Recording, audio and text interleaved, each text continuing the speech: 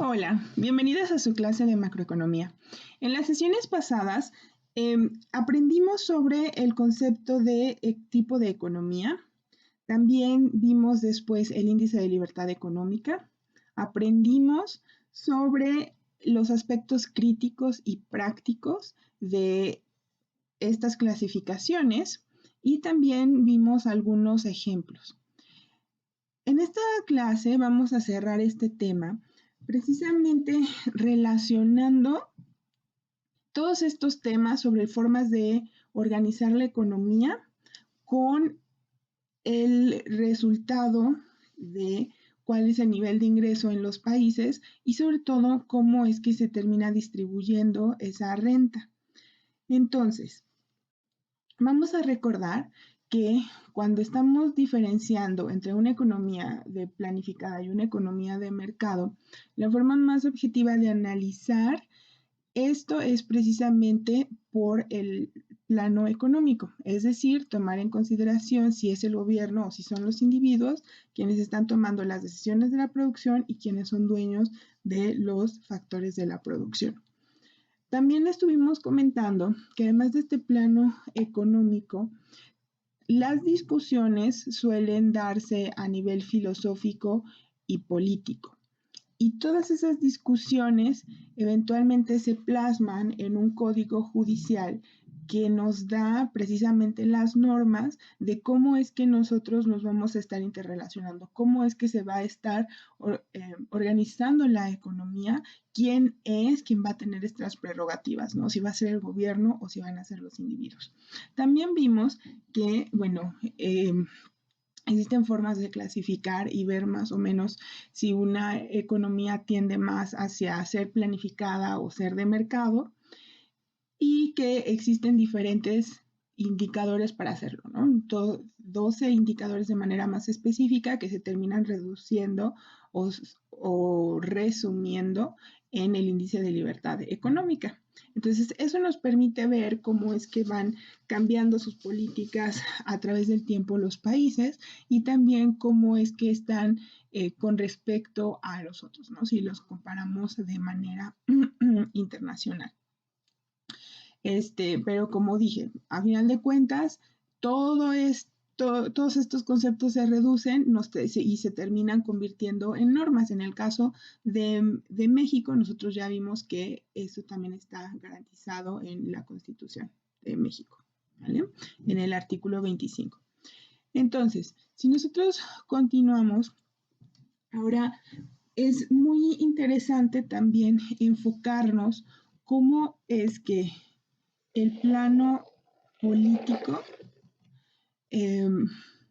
pues también ha terminado de alguna manera de fracasar, ¿no? Es decir, cuando muchas de estas ideas se terminan llevando a la práctica, nosotros comentamos que pues realmente ya no existe ningún país que sea como 100% comunista o 100% liberal, ¿no? Siempre vamos a encontrar algunas decisiones o políticas públicas que en alguno de nuestros indicadores nos diga que se está cargando más hacia la derecha, entre comillas, o más hacia la izquierda. Ahora, yo también ya les había platicado que en la práctica, a pesar de que existen pues sólidos pensadores que fundamentan el tener más este enfoque hacia el bien común o la sociedad o más hacia la libertad y el individuo, pues sus ideas, a final de cuentas, están orientadas para analizar una ciencia social y dado que es inexacta, pues todavía falta aterrizar todas esas ideas en un sistema político y en un sistema legal. Entonces, cuando ocurre ese aterrizaje, ese llevar a la práctica las ideas, es cuando decimos que una vez viendo hacia atrás, pues ambos sistemas económicos han fracasado, ¿no? Tanto el comunismo como el neoliberalismo. Y también mencionamos que paradójicamente, en el lugar donde han fracasado ha sido en aspectos muy similares, en engendrar, por ejemplo, la desigualdad, ¿no? Yo les había comentado que en el comunismo, pues en su momento, se volvieron muy famosos casos como de la Unión Soviética, donde tenías líderes del Partido Comunista que vivían de manera muy suntuosa, ¿no? Que incluso tenían, no sé, sus casas de descanso en el Mar Negro, etcétera, ¿no? Y si nos vemos por la parte del neoliberalismo, igual tenemos lo mismo. De hecho, tenemos que durante los últimos 30 años, más o menos, ha sido cuando la desigualdad a nivel mundial se ha incrementado de manera muy significativa, ¿no? De hecho, estamos en una de las partes de la historia de la humanidad con mayor desigualdad. Entonces, lo curioso también es que si relacionamos este pragmatismo o este aterrizaje a la realidad, podemos encontrar también que la corrupción en ambos casos, tanto en el comunismo como en el neoliberalismo, ha sido un factor determinante para llevar a estos sistemas al fracaso, ¿no? En su momento, por ejemplo, estos líderes del Partido Comunista que terminaban apropiándose de más dinero de la cuenta, o ahora con el neoliberalismo que también pasa lo mismo, ¿no? Solo que son empresas o son bancos o es el punto, ¿no? Que hay interrelación y muchas veces corrupción. Y ese tema, pues ya lo habíamos checado también, ¿no? Dijimos, bueno, si existen 12 indicadores, eso nos permite de alguna manera tener una idea más clara y tener esta medida que nos va a dar más información, ¿no? Sobre cómo se están comportando las economías, pero lo cierto es que, pues, muchos de estos indicadores también están interrelacionados, ¿no? Entonces, aquí vale la pena recordar a qué nos referimos con desigualdad. Entonces, existe una controversia política y filosófica sobre el origen y los efectos de la desigualdad de ingresos, pero la controversia también se extiende en el plano económico cuando se considera su efecto sobre el crecimiento económico. Entonces, por supuesto que la desigualdad se refiere a, a diferencias en el ingreso, ¿no? Que todo lo que se produce, quizá algunas personas se quedan con más y otras con menos, entonces la riqueza se está distribuyendo de manera inequitativa. Entonces, esta eh, observación social, ¿no? Este fenómeno, el hecho de que haya personas ricas y personas pobres, pues claramente es algo que hemos observado siempre, ¿no? O sea, desde el inicio de la humanidad, pero cómo se aborda para intentar resolverlo también tiene que ver con estas diferentes posturas políticas, filosóficas y económicas. Y precisamente por eso es la razón por la cual lo vamos a estar, pues, discutiendo en esta sesión. Entonces, el cómo se abordan en la práctica nuevamente ha estado relacionado con el por qué ha fracasado tanto el comunismo como el neoliberalismo, ¿no? Y por qué definitivamente observamos que la mayoría de las economías son mixtas, ¿no? Es decir, tienen elementos de ambos tipos de economías y que sobre todo pues los debates políticos tienden a ser pues tan agresivos, ¿no? Tan severos, tan extremos, porque justamente están checando pues en dónde colocarse. Pero el origen de ese fracaso en realidad es muy interesante, si lo vemos también desde un plano de vista económico más científico, ¿no? Como lo hemos estado aprendiendo. Entonces, cuando se habla de desigualdad y estamos enmarcados en un contexto, no sé, más orientado hacia el comunismo, acuérdense que aquí el enfoque tiende a ser a que tiene que prevalecer el bien común y que se tiene que beneficiar a la sociedad. Entonces, en posiciones extremistas, cuando se está plantando más acá, ¿no? Más hacia el lado del comunismo y con estos enfoques, el argumento que se tiende a dar es que existe desigualdad, ¿no? Y que existe muchas veces como se toman prestados incluso los términos de Marx de el proletariado, ¿no? Y las clases que dominan el capital, por ejemplo. Pero la idea en general, ¿no? Es que existen como sectores de la población que se están enfrentando y que uno está abusando del otro. Entonces, lo que se tiende a asumir cuando se quiere resolver pues, este fenómeno de la desigualdad y cuando se está en esta ideología o en este plano eh, político-administrativo, lo que ellos dicen es que para resolver la desigualdad, lo que tienes que asegurarte es pues que se distribuye el ingreso de igual manera, ¿no? Entonces, de hecho, eso era lo que hacían los comunistas. Ellos decían, bueno, a todos aquí nos va a tocar exactamente el mismo salario, exactamente la misma cantidad, no sé, de ropa, la misma cantidad de comida, etcétera, ¿no? Bueno, per cápita.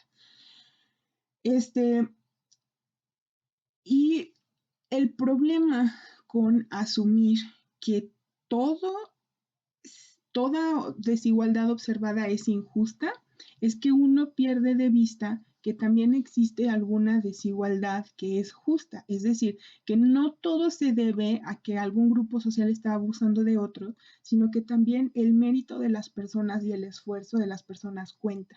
Y justamente el dejar de ver estos incentivos es lo que hizo al comunismo fracasar. ¿Por qué? Porque si bien estaba pues lleno de buenas intenciones, ¿no? El que todo el dinero se repartiera de manera equitativa y que todos tuvieran lo mismo.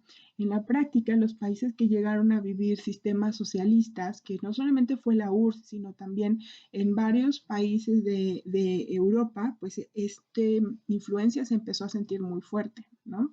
Tan fue así que pues vivimos la Guerra Fría, que era justamente esta pugna entre el comunismo y de la Rusia socialista contra Estados Unidos con este sistema neoliberal, ¿vale?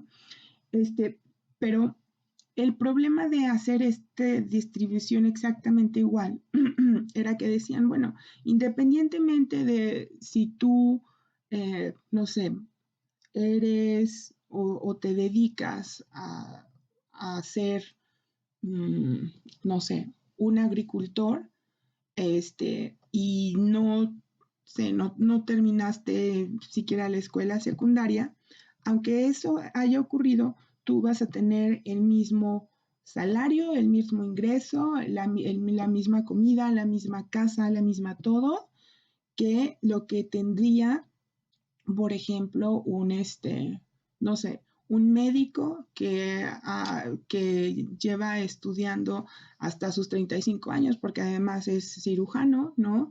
Y que, no sé, ha puesto tanto esfuerzo y que en una sociedad donde dominaran los mecanismos de mercado, pues nosotros sabemos que los servicios de un médico serían más caros que los servicios de un agricultor, ¿cierto? Entonces, en un régimen comunista, independientemente de quién se había formado más, etcétera, la idea era quitar esa injusticia, entre comillas, y que ambos vivieran igual, ¿no? Como les digo, así la misma casa, la misma todo. De hecho, si ustedes buscan fotos, es bien interesante porque las casas incluso tienen como compartimentos o son bloques de edificios en todos los países comunistas o que vivieron regímenes comunistas. Son bloques de edificios que son idénticos, ¿no? Entonces, la idea era que todos convivieran, todas las clases sociales estuvieran juntas, todos ganaran lo mismo, etcétera. Y si bien era una pues filosofía que suena bonita, ¿no? El problema es que en la práctica ellos también estaban eliminando los incentivos que tenían las personas para echarle ganas, ¿no? Entonces, ¿de qué te sirve estudiar tanto o dedicar tanto tiempo o esforzarte tanto más si vas a terminar ganando lo mismo que alguien que no estudió y que no hizo ningún esfuerzo, ¿no?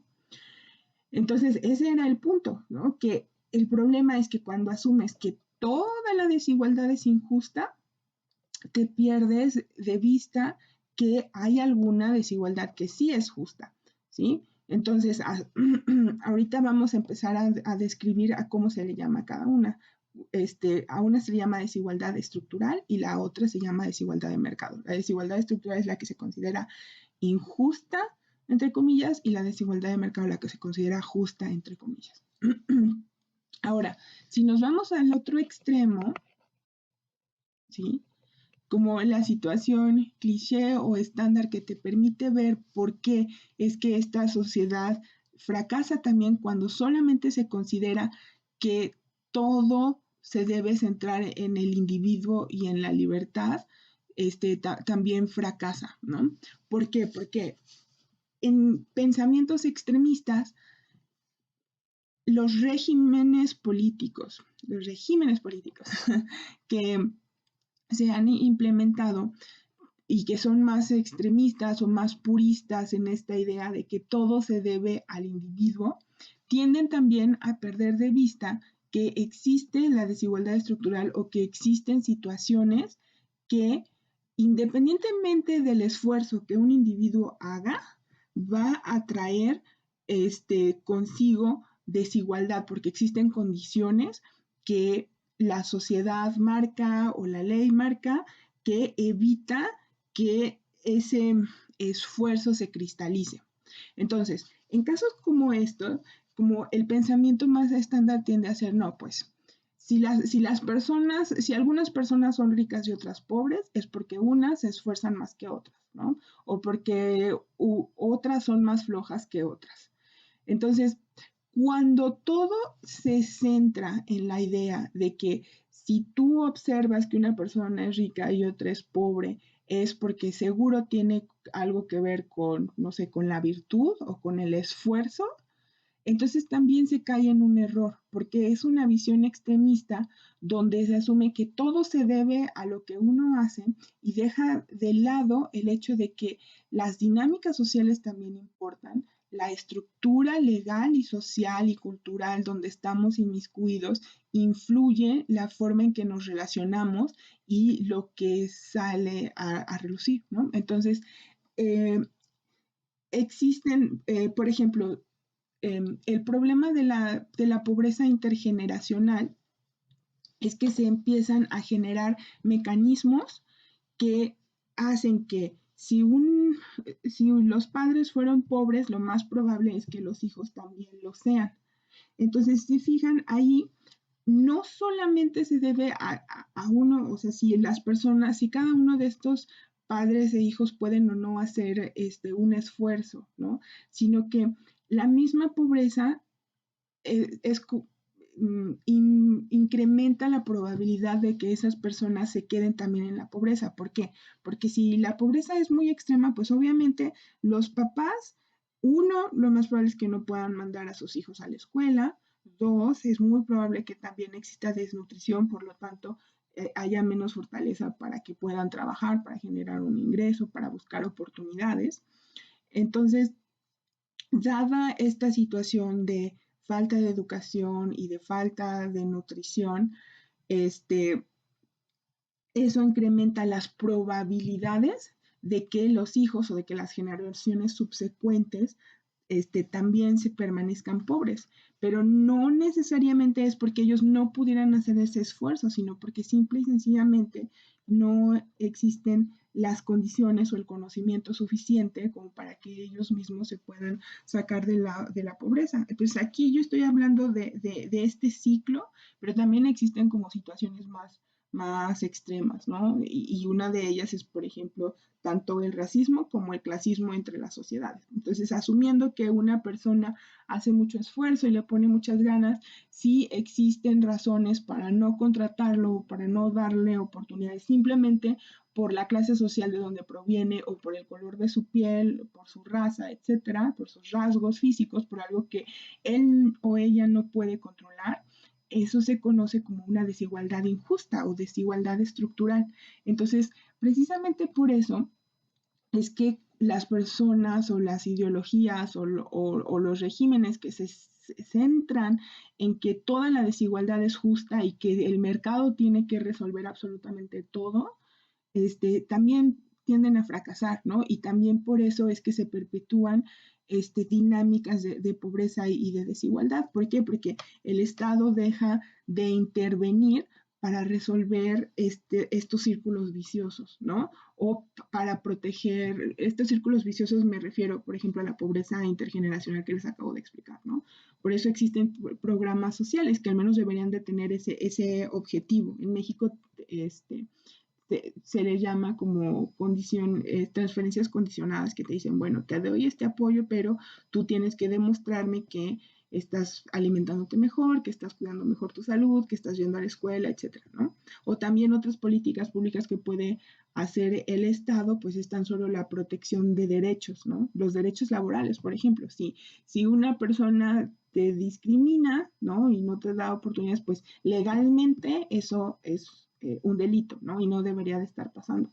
Entonces, el punto es que en realidad el Estado sí debería de tener también ciertas funciones y que es falso que solamente fijándote en el esfuerzo de las personas ya con eso puedes asumir que está bien que sean desiguales porque todo está bajo su control. No es cierto, ¿no? Entonces, eh, les voy a dar ahora como las definiciones más específicas porque quizá eso les ayude, pero sí quería enmarcar estas definiciones y todo este tema con lo que hemos estado viendo, ¿no? Con cuáles tipos de economía son las que están reinando y a qué nivel se están dando las discusiones políticas y también jurídicas, ¿sí?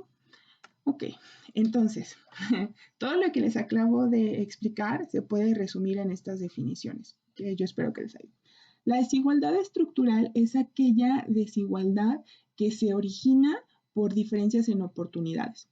Entonces, este tipo de desigualdad se debe a factores socioinstitucionales, es decir, puede ser aspectos de cultura o puede ser aspectos sobre cómo está la normativa, los códigos de una sociedad, etcétera, ¿no?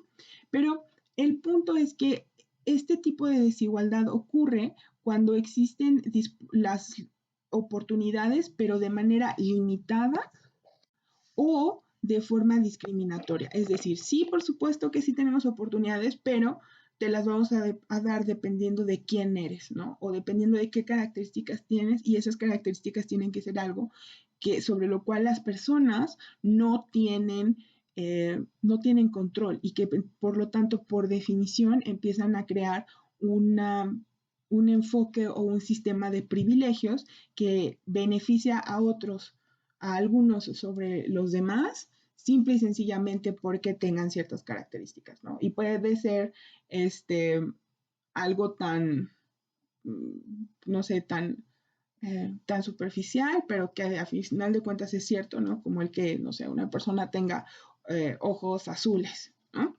O puede ser como algo también no sé, de elitismo, ¿no? Que pertenezcas a cierto grupo o que te hayas graduado de cierta escuela, cosas por el estilo. Entonces, eso es desigualdad estructural. ¿Por qué? Porque no necesariamente las personas pueden controlar eso, ¿no?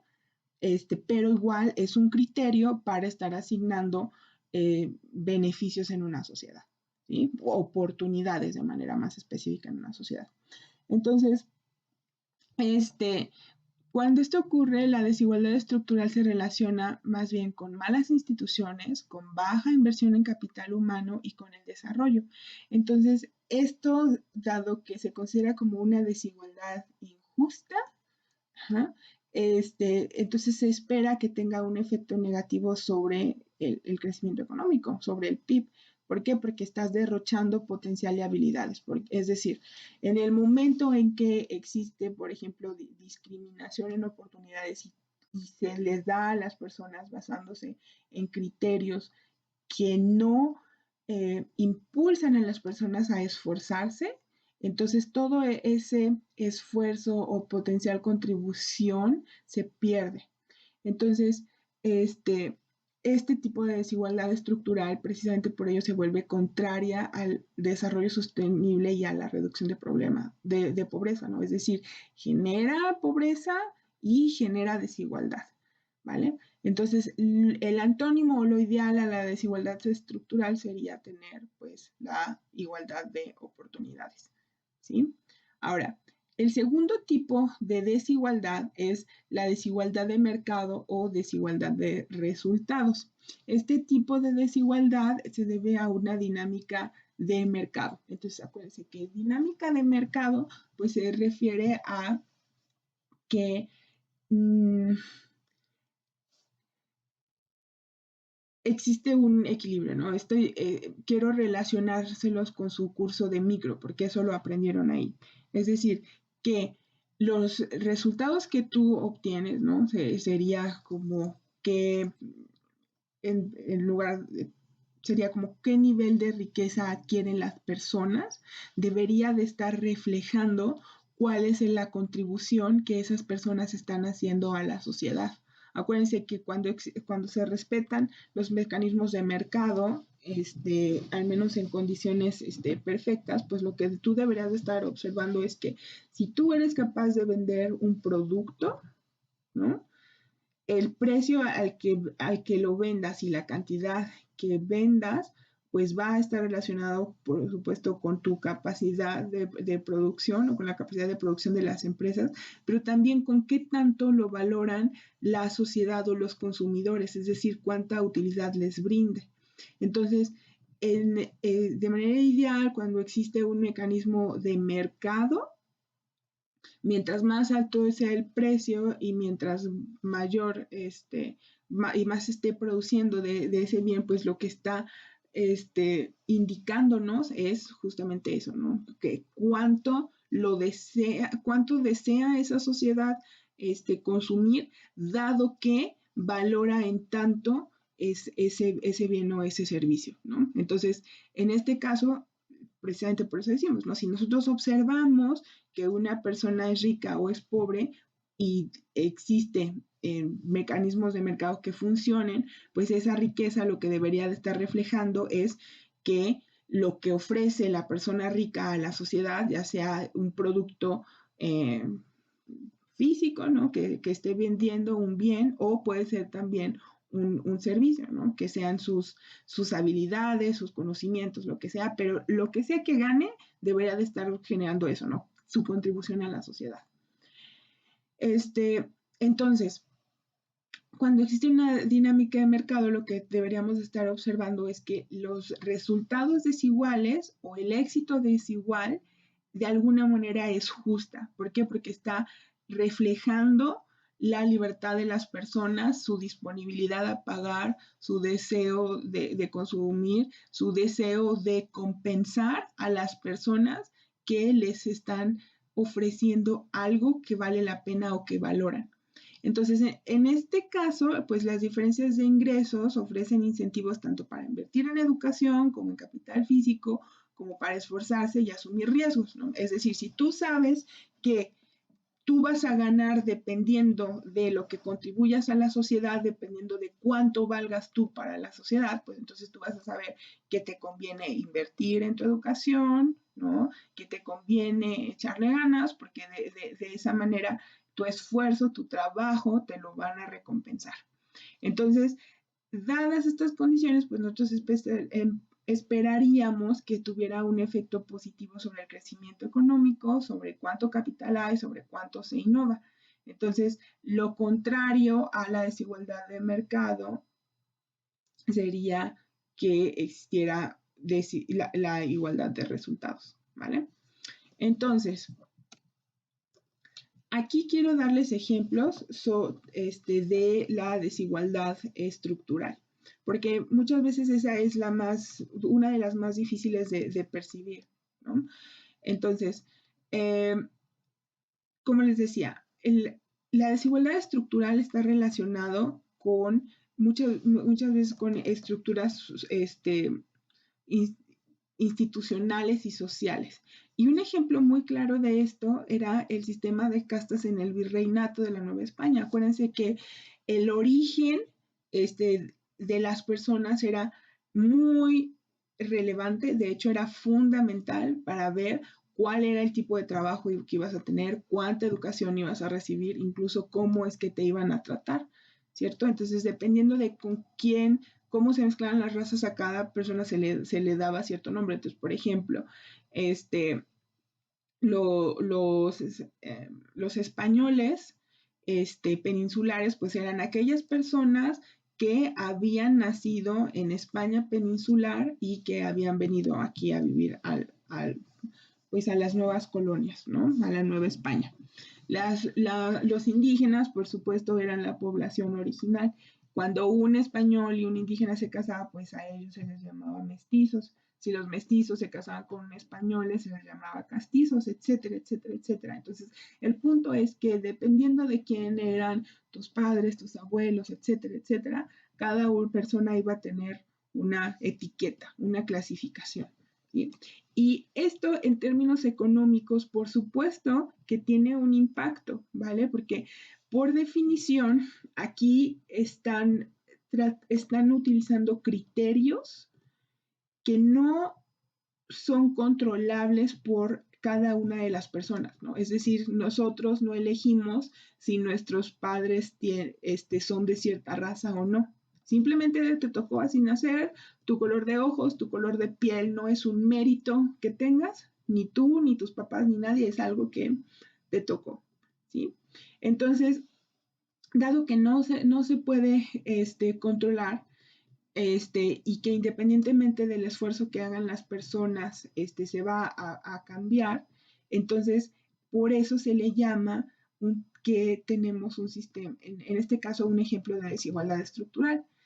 Y les mencionaba, eso tiene un impacto en el resultado económico, porque solamente a los españoles peninsulares se les comenzaba a dar ciertos privilegios. Entonces, eh, si alguien quería ser, por ejemplo, virrey, o si quería llegar a tener el mayor puesto en el clero aquí en la Nueva España, pues no era suficiente con que tuvieras una persona muy competente, ¿no? Y de hecho, acuérdense que eso fue una de las razones por las que también se desencadenó el movimiento de independencia de México, porque aquellas personas que, por ejemplo, tenían no sé, que sus papás habían sido españoles, pero también tenían, no sé, no eran españoles peninsulares, sino que quizás parte de sus familiares habían sido también indígenas, independientemente de que hubieran recibido una buena educación, que tuvieran un buen nivel socioeconómico, etcétera, ellos jamás en la vida iban a poder llegar a ser virreyes, ¿sí? Independientemente de lo bueno que fueran, independientemente de las ganas que le echaran, ellos por ley y dada la forma en que estaba organizada la sociedad, solamente tenían derecho a participar en ciertas actividades, ¿no? Quizá hacer negocios, quizás sí entrar al clero, quizás sí entrar a la política, pero hasta cierto punto, ¿no? Como lo que se conoce como tener techos de cristal. Entonces, cuando tienes ese sistema de privilegios, entonces se empieza a erosionar justamente los incentivos que tienen las personas para echarle ganas, ¿no? Tanto, tanto los que podrían ser buenos y quisieran echarles ganas para poder llegar a alcanzar esos puestos, como a los que por azares del destino les toca, dado que saben que solamente ellos tienen ese privilegio, pues entonces también ellos tienen menos incentivos para hacer las cosas bien o lo mejor posible, porque no están compitiendo con nadie, porque saben que simple y sencillamente es algo que les cayó del cielo, ¿no? Entre comillas, esa frase de que pues les tocó porque sí, porque así es la vida.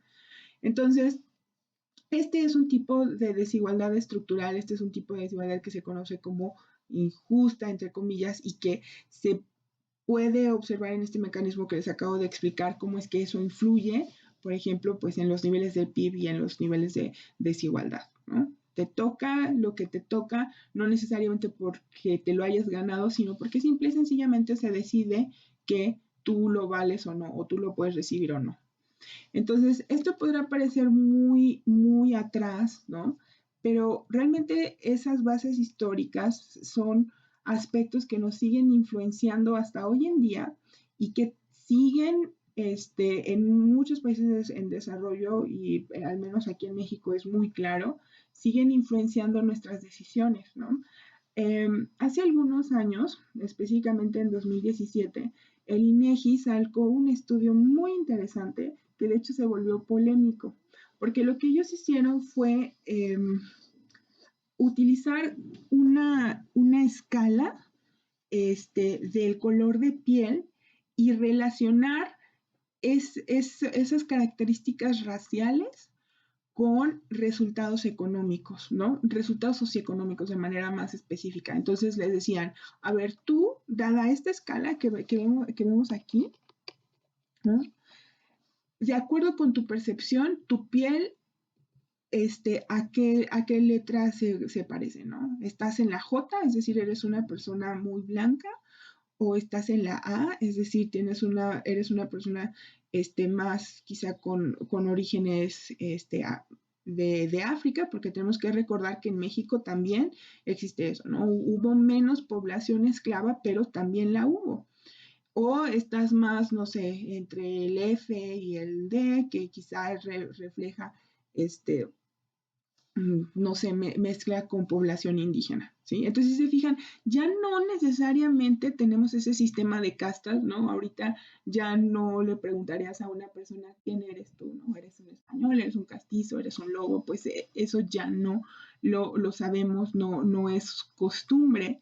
Sin embargo, la piel, por supuesto, que sigue siendo un parámetro para darse una idea de más o menos qué nivel socioeconómico llegaría a tener una persona. ¿Sí? Entonces, cuando lo vemos en estadísticas, en datos, eso es muy impresionante. ¿Por qué? Porque aquí en esta tabla yo, por ejemplo, les estoy mostrando cuando relacionaron el color de la piel con el nivel de escolaridad.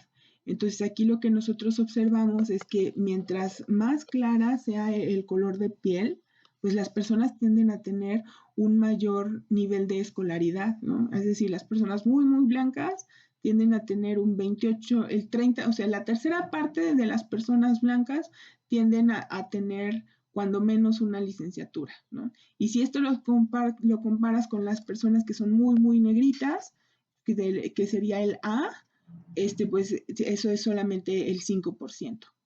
Eh, y por el contrario, ¿no? Los niveles más bajos de escolaridad o incluso sin escolaridad tienden a estar concentrados en las personas con un color de piel más oscuro. Entonces, aquí esto es muy importante hacerlo notar porque luego existen, por ejemplo, argumentos racistas que dicen, no, pues es que definitivamente la raza o el color de piel está relacionado con el nivel de inteligencia de una persona, ¿no? O con sus habilidades. Y eso no necesariamente es cierto. En realidad está relacionado con las oportunidades que se les da con la discriminación, es racismo. Y por eso quiero leerles al menos esta partecita de aquí arriba, porque así es como se motivó ese estudio. Dice, en términos de movilidad social se refiere a estos aspectos o dinámicas intergeneracionales que yo les había explicado. Es decir, si tus papás son ricos, ¿cuál va a ser tu ingreso? ¿Va a ser mayor o menor que los de ellos? ¿No? Entonces, movilidad social lo que significa es qué tan plausible es que una persona, aunque provenga de una clase socioeconómica más baja, eventualmente pueda aumentar su ingreso y cambiar su clase social, de manera que no se refleje como este estancamiento intergeneracional, sino que haya oportunidades suficientes como para que una persona, si le echa ganas, pueda aumentar su nivel de ingreso, su nivel de vida, ¿vale? Entonces, de hecho, existen medidas de movilidad social en diferentes países del mundo, pero aquí simplemente les están diciendo eso. En términos de movilidad social, uno de los temas comunes para su estudio es el que se refiere a asuntos étnico-raciales, debido a su relación con el grado de desigualdad y discriminación presentes en una sociedad. Estos fungen como detonantes de la medición acerca de las diferencias de acceso a oportunidades experimentadas por las personas y si estas condiciones perpetúan las barreras sociales que condicionan el lograr o no movimientos ascendentes en su nivel de riqueza y bienestar.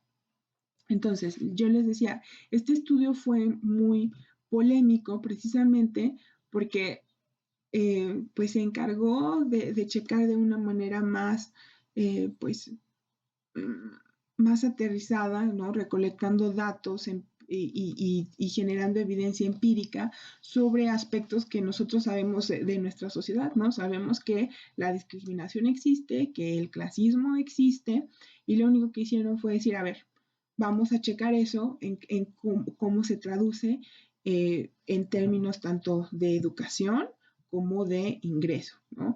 Esta desigualdad, esta discriminación, esta diferencia en brindar oportunidades según el color de piel, que es algo que las personas no pueden controlar, eso cómo se está viendo reflejado en nuestra economía, ¿no? En su capacidad para generar un ingreso, para que los contraten, para que obtengan cierta educación. Entonces, en resumen, en esta tabla dice, dice, conforme el tono de piel autodetectado se vuelve más clara, entonces se observan mayores niveles de escolaridad. Si ahora lo vemos por el lado de en dónde están trabajando, igual se ve un patrón muy similar. Entonces, lo que se observa es que el color de piel también se resulta en diferencias en los grados de ocupación, ¿no? Entonces, los datos muestran que mientras el color de piel sea más oscuro, el porcentaje de personas ocupadas en actividades de mayor calificación se reducen. Es decir, no solamente las personas tienen diferentes grados de educación según su nivel de piel, ¿no? Según su color de piel, sino que esos diferentes grados de educación y esas diferentes posibilidades de oportunidades se ven reflejados también en el tipo de trabajo que eventualmente van a tener. Entonces aquí vemos que las personas con piel más oscura tienden a tener trabajos más de tipo artesanales, ¿no? Que te requieren menos entrenamiento, menos educación, etcétera, mientras las personas que con un tono de piel más claro van a tender a tener puestos más elevados en el sentido de la responsabilidad que pueden tener sobre otras personas y del ingreso que pueden generar, por ejemplo, que sean funcionarios, directores, jefes, etcétera, pues esos generalmente se designan a personas con piel más clara. Entonces, estos datos son muy impresionantes porque justamente comienzan a reflejarnos eso, ¿no? Cómo es que las diferencias en oportunidades impactan a nuestra sociedad, impactan qué tanto producimos, impactan cuál es nuestro nivel de vida, ¿no? Porque el hecho de que a algunas personas se les permita ganar menos y a otras más, dependiendo de su tono de piel, pues limita, como ya hemos discutido antes, qué tanto esfuerzo van a poner, qué tanto se van a preparar, qué tanto pueden competir, qué tanto es que pueden explotar el potencial que ellos tienen. Entonces, esto es para reflexionar. Y aquí yo les quiero poner ejemplos que quizás sean un poquito como más clichés, pero que buscan un tanto mostrarles como estas diferencias en desigualdad de mercado, ¿no? Entonces aquí tenemos dos ejemplos y utilicé como si fueran dos personas diferentes, a Ana y a Karen, porque claramente es mi nombre y claramente soy la misma persona, pero aquí lo que quiero mostrarles o traspasarles es justamente esa idea de que podría ser la misma persona, pero en este caso nos estamos enfocando más al esfuerzo que ella pone, ¿no? Al mérito que esa persona obtiene. Entonces, en el ejemplo uno dice, a lo largo del semestre, Karen dedicó 3 horas por semana a estudiar por su cuenta, a repasar sus notas y a hacer los ejercicios de su clase de macroeconomía. Además, dedicó el tiempo necesario para estudiar para el examen. Por su parte, Ana no dio seguimiento al material didáctico de la materia ni tampoco resolvió los ejercicios pertinentes. Además, ella solo estudió durante la madrugada anterior al examen. La calificación final de Karen fue de 10, mientras que Ana reprobó con un 10. Reprobó con un 4. Entonces, aquí, si se fijan, estamos viendo dos situaciones donde se ve claramente que una persona está haciendo más esfuerzo que la otra y por tanto aquí lo que se quiere mostrar son justamente esos mecanismos de mercado, ¿no? Porque es justo que a una persona, a Ana, le pongas una calificación menor que a Karen, dado que hizo menos esfuerzo que Karen, ¿no? Entonces, en el ejemplo 2, ya no es sobre educación, sino con respecto a más aspectos laborales y forma de organizar la vida, que claramente se ve reflejada pues en el ingreso que esa persona puede ganar, ¿no? Entonces dice, Karen es una exitosa mujer de negocios. Ella se levanta a diario a las 5 de la mañana y da un seguimiento puntual a sus clientes, proveedores y trabajadores. Además, está actualizada sobre estándares de calidad y se enfoca en una distribución eficiente de sus productos. El negocio es próspero y sus ganancias las ahorra e invierte. Además, recientemente se compró una casa. Por el contrario, Ana es una mujer que tiene constantes problemas económicos. Ella prefiere irse de fiesta y no le gusta trabajar. Y cuando se ve en aprietos financieros, en lugar de cambiar sus hábitos para volverse más productiva, prefiere endeudarse e incluso ha considerado robar. Ana no tiene posesiones, solo deuda. Entonces, en este caso, pues de nuevo vemos, ¿no? Tú asumirías que si Ana se comporta de esa manera, pues no sería justo que ganara la misma cantidad de dinero que gana Karen, ¿no? Simple y sencillamente porque Karen le echa más ganas y pues se merece lo que está ganando, ¿vale? Entonces, desigualdad de mercado se refiere más a este tipo de aspectos, ¿no? A aspectos que las personas sí pueden controlar y que su desempeño termina dictaminando el nivel de ingreso que esas personas ganan. Ahora, aquí yo sí les quiero hacer un paréntesis muy importante porque esto está relacionado con lo que yo les explicaba al principio sobre por qué también el neoliberalismo llega a fracasar, ¿no? ¿Por qué? Porque acuérdense que cuando se tiene una posición extrema neoliberal, todo se enfoca en el individuo. Entonces aquí el argumento siempre va, pues, si una persona es pobre o es rica, es porque se lo merece, ¿no? Porque se lo ganó, porque es floja o porque sí trabajó, porque le echó ganas o porque no. Entonces, aquí estos ejemplos yo se los puse porque claramente están mostrando mecanismos de mercado, ¿no? Están diciendo, bueno, esa persona, una persona le echa ganas, otra persona no, entonces si a una persona le va mejor que a otra, pues es justo que esté pasando, ¿no? Porque tiene que ver con sus decisiones, porque es algo que sí puede controlar, es algo que sí puede determinar y que tiene más que ver con eso, con mecanismos de mercado, ¿no? Con qué tanto está contribuyendo a la sociedad y por tanto, dada su contribución, qué tanto la sociedad le está recompensando con un ingreso.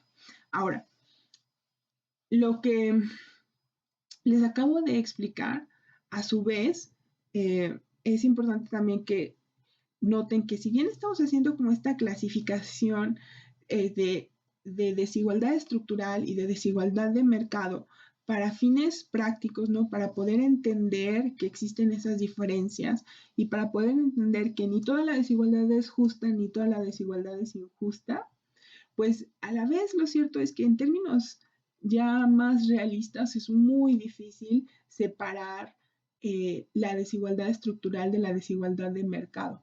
Por ejemplo, en el ejemplo número 1 que yo les di, pues es esto, ¿no? De que Karen le echa más ganas en estudiar que lo hace Ana y por tanto Karen se saca un 10 y Ana reprueba con 4. Entonces, desde un punto de vista de desigualdad de mercado es súper claro, ¿no? Que Karen le está echando ganas y que Ana no. Sin embargo, en la realidad es muy difícil separar a un mecanismo de mercado con un origen que esté relacionado con la desigualdad estructural, ¿sí? ¿Por qué? Porque ustedes per se, por supuesto que observan la desigualdad, ¿no? Observan que es lo más fácil de ver, ¿no? Si una persona es rica o no, si a una persona le va bien en sus calificaciones o no. Y si se van pues un pasito más atrás, que es lo que estamos haciendo aquí, pues puedes checar sus acciones, sus hábitos y ver si se lo están ganando o no. Pero si vas todavía más profundo, ahí es donde les digo que separar entre la desigualdad estructural y del mercado se vuelve difícil. ¿Por qué? Porque ustedes no, por supuesto que observan que Ana le echa menos ganas que Karen, pero ustedes no saben si las razones para no echarle ganas realmente son 100% su culpa, entre comillas, o su responsabilidad. ¿Por qué? Porque podría ser, de nuevo, que ella quizá, no sé, provenga de una familia más pobre, ¿no? Y de tal manera que, además de estudiar, pues tiene que estar trabajando, ¿sí? Entonces, si bien aquí dices, bueno, ya solamente estudió la madrugada anterior al examen, pues sí, o sea, pero quizá era porque estaba trabajando, quizá era porque le estaba ayudando a su familia, quizá es porque en su familia hay problemas familiares, ¿no? Graves, y pues eso no la permiten estudiar, ¿no? Y también dice, bueno, es que ella no da seguimiento, no está estudiando. Pues sí, pero puede ser eso por el contexto en el que está viviendo, ¿no? Quizá una situación de pobreza tan extrema que genera también problemas familiares la afecta y por eso no le echa las suficientes ganas, ¿sí? Entonces, aquí esto es súper interesante porque, por ejemplo, una persona de derecha extrema te diría, pues sí, ¿no? O sea, ¿y qué que su familia tenga problemas? Igual ella podría decidir y estarse levantando y cambiar sus hábitos. Y tiene razón, ¿no? O sea, sí es cierto, en el sentido de que el esfuerzo que una persona hace al final también va a terminar eh, por influenciar o determinar que, pues, cuál es el resultado que esa persona obtiene, ¿vale? Pero si tú le preguntas a una persona de izquierda extrema, va a decir, o sea, pues sí, ¿no? Sí, por supuesto que depende del esfuerzo que hace, pero el detalle es que no todo su esfuerzo, o el esfuerzo que puede poner, eh, se debe a su responsabilidad completa, porque la sociedad también tiene responsabilidad, por ejemplo, pues de proveer, no sé, un ambiente familiar libre de violencia o suficientes oportunidades como para que las personas se eduquen, ¿no? Que generen buenos hábitos, etcétera. Entonces, aquí el punto es que de alguna manera estas posiciones extremas paradójicamente tienen parte de razón. Y realmente el tener parte de razón es pues también algo o una razón más que explica por qué las economías terminan siendo mixtas, ¿no? Porque ni todo lo puede resolver el mercado, ni todo lo puede resolver el Estado, ni todo puede tomarse desde un punto de vista social, ni todo puede tomarse desde un punto de vista individualista. Entonces, ese punto medio, pues en el plano económico es, por supuesto, se le conoce como economía mixta, ¿no? Ya si nos enfocamos más también a estos aspectos de desigualdad, existe un término que se llama una economía del bienestar, que justamente lo que trata de hacer es plantarse en un punto intermedio y decir, pues es que para que nosotros podamos paliar la desigualdad de una manera más efectiva, es un error asumir lo que hace la extrema izquierda de que todo es culpa de la injusticia, pero también es un error asumir lo que hace la derecha extrema, de que todo se puede explicar por medio del mérito. Entonces, lo que hace una economía del bienestar es tratar de brindar al menos la misma o en el grado de lo posible la misma posibilidad de tener oportunidades y de ahí, ya que les das como una base, que cada persona se esfuerce y que gane lo que tenga que ganar según lo que se merezca, ¿vale? Entonces, a ver, recapitulando, les hice estas diapositivas que quiero leerles porque sí me es relevante que les quede claro. Yo les estoy dando ejemplos, pero quiero aterrizarlos de mejor manera. Entonces, desigualdad estructural y desigualdad de mercado en la práctica. Se considera que la desigualdad estructural es negativa e injusta porque se origina en la desigualdad de oportunidades y que, por el contrario, la desigualdad de mercado es positiva y justa porque las diferencias en resultados se deben a diferentes niveles de esfuerzo, inversiones, riesgo, etc. Entonces, a menos de que exista un acto ilícito, por ejemplo el robo, en la realidad es difícil hacer una separación estricta entre ambos tipos de desigualdades y dictaminar o juzgar si el que tú observes que una persona es más rica o más pobre que otra es justo o injusto. Por ejemplo, la desigualdad estructural puede influenciar el comportamiento de una persona tal que su bajo ingreso se refuerza con sus propias acciones, que tú dirías es desigualdad de mercado. Entonces, en general, el objetivo de las políticas económicas debería basarse en promover mecanismos que fomenten la desigualdad de mercado en la economía y que simultáneamente eliminen o disminuyan mecanismos originados en la desigualdad estructural. Un ejemplo de esto son las políticas de estado de bienestar que promueven los países nórdicos. Entonces, en esta sección les quiero explicar de mejor manera qué es un estado de bienestar. Entonces, este término se refiere a un tipo de economía mixta. Entonces, estamos en una situación intermedia, estamos prestando factores o decisiones de ambos tipos de economía, ¿no? Es decir, tanto el Estado como el individuo toma decisiones y tanto el Estado como el individuo son dueños de factores de producción. Por eso es mixto. Ambos actores están teniendo pues funciones relevantes en tu economía. Ahora, este tipo de economía mixta se caracteriza porque dota al gobierno con la función de proteger y promover el bienestar económico y social de los ciudadanos de acuerdo con los principios de igualdad de oportunidades, distribución equitativa de la riqueza y la protección de los ciudadanos, en especial de aquellos que no son capaces de proveerse a sí mismos. Este último punto, con respecto a las personas que tienen capacidades diferentes, es muy importante. E incluso es un argumento fuerte por la cual no asumir que la desigualdad de mercado es lo mejor, pues no necesariamente es cierto, ¿no? Porque claramente si existe una persona con, no sé, con síndrome de Down, ¿no? Que no necesariamente puede estar compitiendo en calificaciones y decir, sí, pues esta persona con síndrome de Down es pobre porque simple y sencillamente no le echa ganas, ¿no? Porque no está leyendo, porque no está haciendo sus tareas, etcétera, si lo comparas con una persona con un mayor IQ, ¿no? Entonces, pues claramente ahí deja de perder sentido porque cuando estamos analizando mecanismos de mercado, pues estamos asumiendo también que para empezar estamos partiendo de igualdad de condiciones y eso no es cierto, ¿no? No necesariamente, entre comillas, la vida es justa y eso, precisamente el paliar esas injusticias que ponen, al alcance de diferentes tipos de oportunidades de las personas es algo que al menos en un estado de bienestar, al Estado se le responsabiliza por eso, ¿no?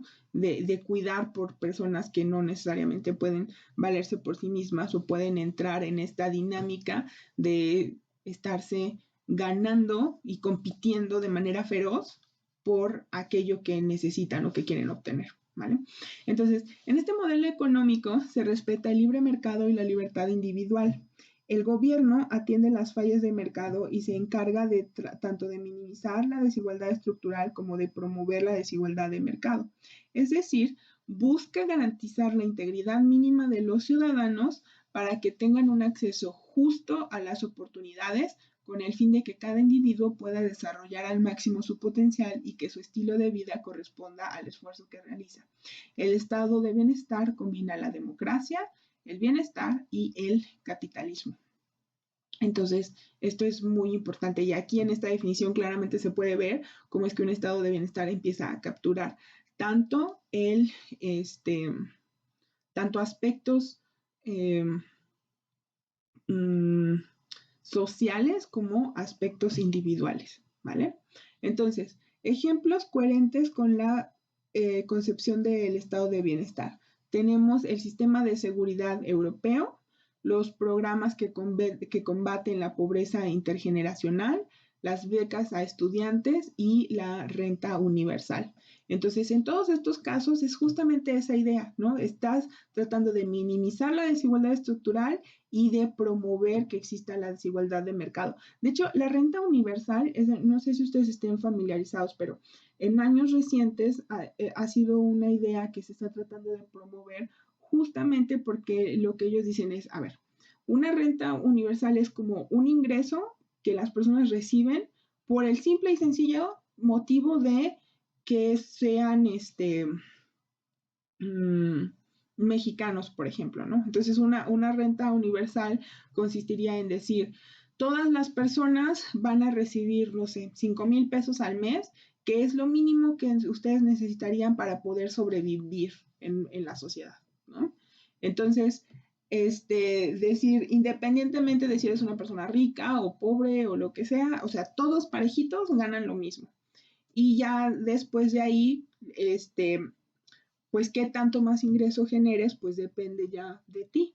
Entonces, la idea de esta renta universal es un tanto justo eso, ¿no? Decir, bueno, a todos proveerles que salgan como de un piso común, que al menos no se mueran de hambre y que ya después todo el resto, lo que tengan o no, depende del esfuerzo que ellos están haciendo en la sociedad. Es así de sencillo, simple y sencillamente eso. Ok, entonces, quizá un ejemplo más interesante o aplicado que les pudiera desarrollar es el estado de bienestar en general en los países nórdicos, ¿vale? Entonces, para poder entender esto, pues es relevante saber cuál es el contexto histórico de Europa y aún más o en una intensidad mayor de los países nórdicos. Acuérdense que después de la Segunda Guerra Mundial, pues comenzó toda esta etapa que se le conoce como la Guerra Fría, donde la Unión Soviética estaba pugnando con Estados Unidos por tener, pues, eh, pues por ser la mayor potencia a nivel mundial. Entonces, no solamente era eso, ¿no? Por ver qué país era más fuerte, sino era toda una concepción económica, ¿no? Donde Estados Unidos se enfocaba más hacia una economía de mercado y Rusia más hacia una economía planificada, ¿no? Donde Rusia decía, nosotros queremos apostarle por maximizar el beneficio de la sociedad y Estados Unidos decía, nosotros queremos apostarle por maximizar el beneficio de cada uno de los individuos. Entonces, durante la Guerra Fría, pues no solamente era una guerra armamentista, ¿no? De ver quién generaba más armas nucleares, etcétera, quién se volvía el país más poderoso, más rico, sino que también era un aspecto de influencia ideológica. Y Europa, pues justamente era una de las principales esferas de interés. Entonces, por eso acuérdense que incluso se implementó el Plan Marshall, que lo que buscaba era reconstruir Europa, porque después de la Segunda Guerra Mundial, pues la mayoría de los países se destruyeron, ¿no? Entonces el plan Marshall lo que hacía era darles préstamos para que se reconstruyeran, pero era una estrategia de Estados Unidos también para jalarla hacia su nivel de influencia. Entonces, si se fijan, de alguna manera, la posición geográfica de Europa y la historia misma de que ahí hubiera sido donde había ocurrido la última guerra mundial, lo ponía en una posición donde era la pugna ideológica y económica entre Estados Unidos y Rusia. Entonces, en los países nórdicos es súper interesante porque al estar expuestos tanto a la ideología de mercado como a la ideología planificada, ellos lo que desarrollaron de alguna manera fue como una ideología intermedia que justamente dio paso al estado de bienestar. Es decir, una ideología donde ellos buscaban tanto el bien social como el bien individual. Y ellos desarrollaron este término de estado de bienestar, donde la idea primordial era darle a los individuos un mínimo de oportunidades, tal que sea un piso, para que después de ahí y que nos aseguremos de que el Estado provea esa igualdad de oportunidades mínimas, el resto del esfuerzo que hagan y de lo que se ganen dependa de lo que ellos se merecen, ¿sí? Entonces, eh, esa ideología intermedia dio paso a diferentes políticas públicas. Un ejemplo muy interesante es Finlandia.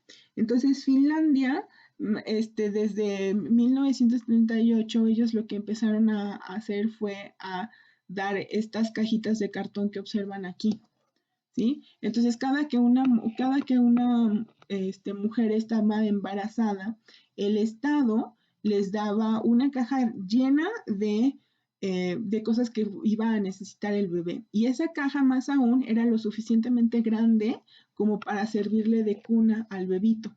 Es decir, hasta el fondo tenía como un pequeño colchón y ahí era pues su primera cuna. De hecho, hasta la fecha esa política pública sigue ocurriendo e independientemente de la clase social a la que la mujer pertenezca, eh, o el bebé, su hijo o su hija, es así la forma en que empieza su vida, ¿no? Entonces, esta política pública tiene justamente esa motivación, ¿no? De que independientemente de dónde nazcas, cuando menos tengas las mismas condiciones para sobrevivir, para estar abrigado, para estar bien.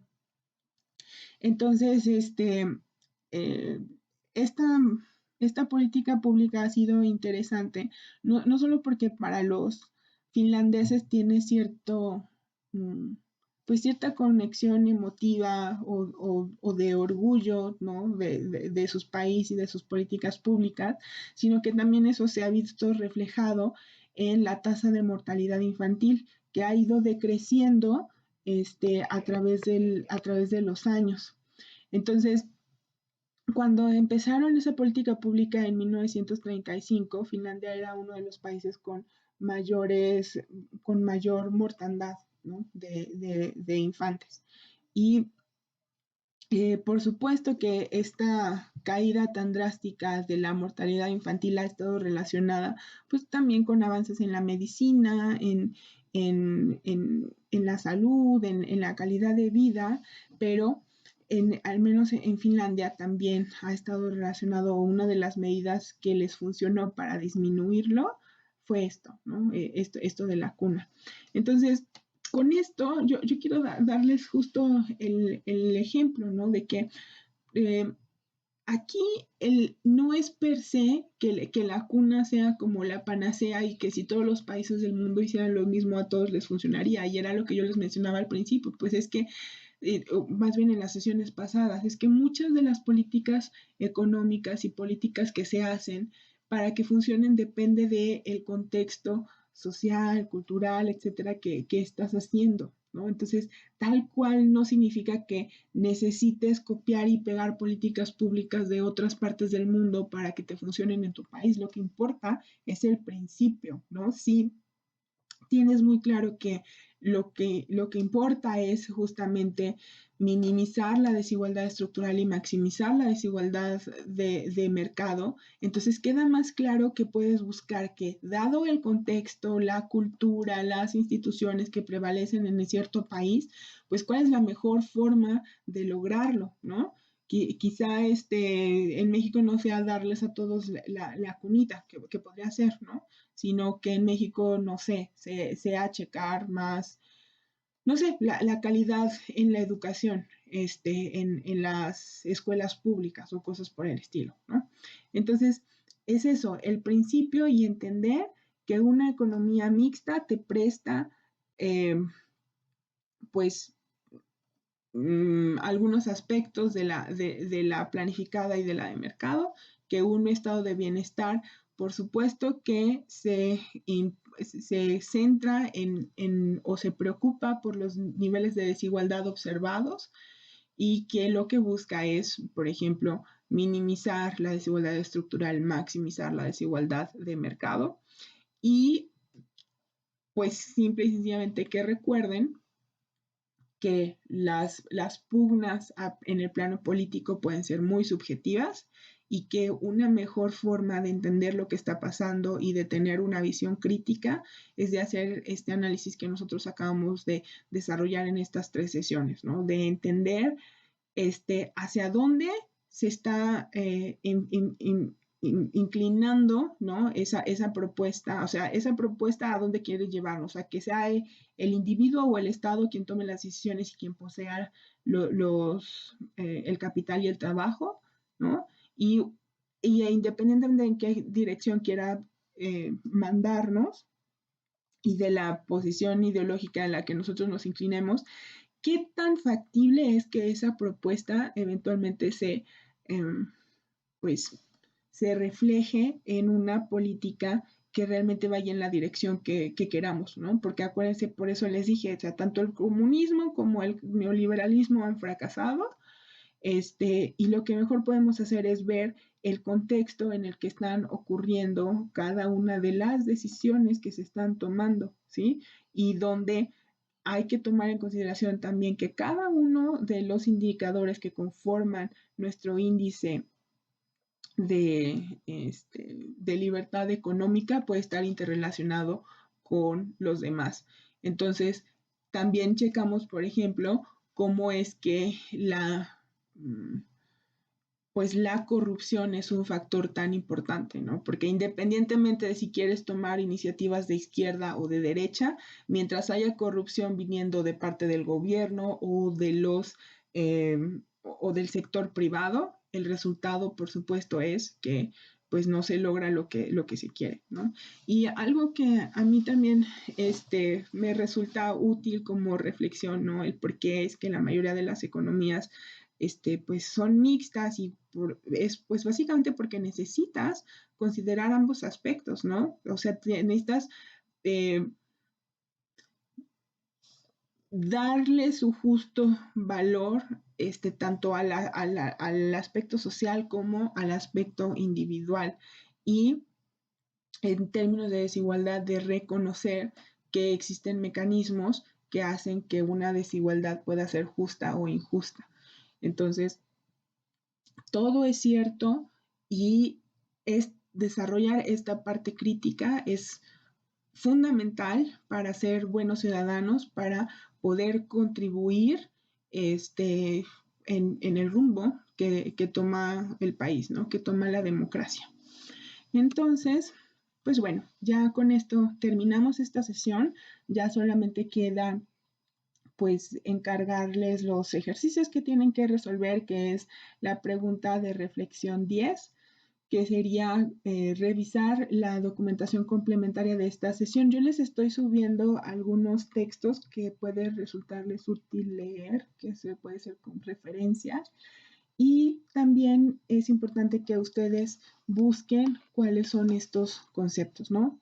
Que vean, yo ya se los expliqué, pero que ustedes busquen las definiciones y si gustan otros ejemplos también de qué es justicia social, qué es estado de bienestar, qué es una renta universal.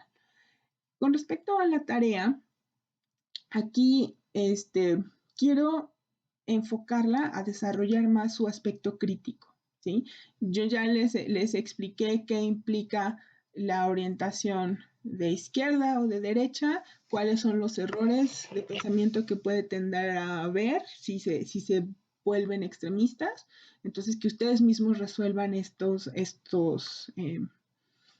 oraciones, ¿no? Que ustedes desarrollen su pensamiento crítico. Entonces, ya que lo lean, tienen que justificar su respuesta y corregir cada frase, ¿no? Esto es a lo que queremos llegar. Y por último, en su proyecto México en números, es simplemente retomar la información sobre el Gini y hacer una reflexión, pero ya tomando en consideración estos conceptos nuevos que acabamos de aprender. Entonces, aquí tenemos la bibliografía, en caso de que les interese. Y pues con eso terminamos nuestra sesión de hoy.